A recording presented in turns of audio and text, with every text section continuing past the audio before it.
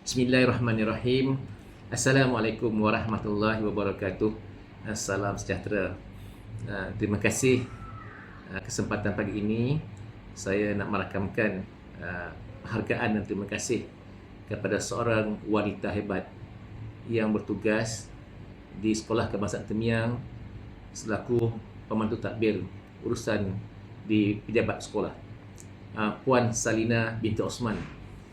Terima kasih Puan di atas segala komitmen, di atas segala dokongan, di atas segala usaha dan kerja yang telah dilakukan sepanjang bersama dalam pentadbiran saya 2022 sehingga ke tarikh persaraan 30 April 2026. Kepada Puan Salina Osman, selamat bersara. Semoga bergembira, bahagia bersama dengan keluarga. Terima kasih. Jasa tetap dikenang. Terima kasih. Selamat berjaya. Sekian. Assalamualaikum Puan Salina. Selamat menempuh alam persaraan. Semoga diberi kesihatan yang baik dan sentiasa ceria bersama keluarga yang tercinta. Di sini saya ingin mohon ampun dan maaf sekiranya pernah terkasar bahasa, tersilap bicara. Jangan lupakan kami di SK Temiang. Last but not least, selepas ni Kak Ina tak perlu nak punch card dah, tapi punchkan kenangan rindu di hati.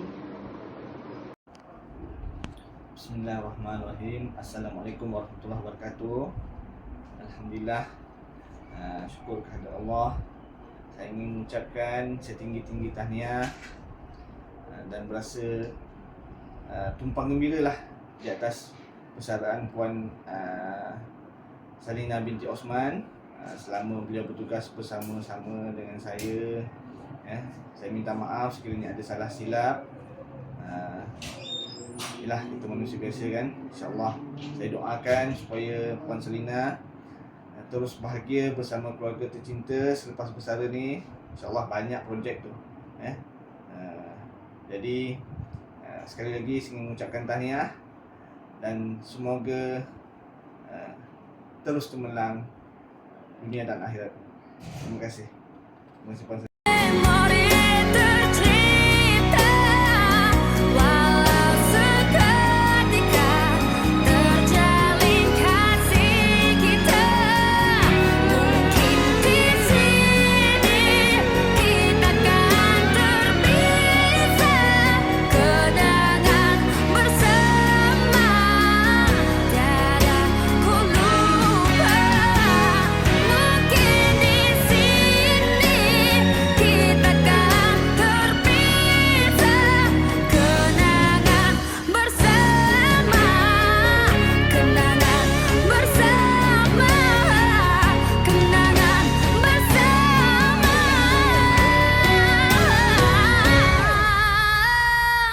Mungkin di sini kita akan terpisah kenangan.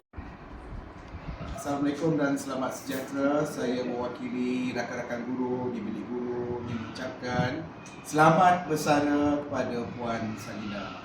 Bye. Selamat bersara Puan Salina. Semoga berbahagia bersama keluarga. Bye. Selamat bersara Puan Salina, semoga berbahagia dan sihat selalu. Bye. Kak Ina, selamat bersara. Semoga berbahagia bersama keluarga. Di sini juga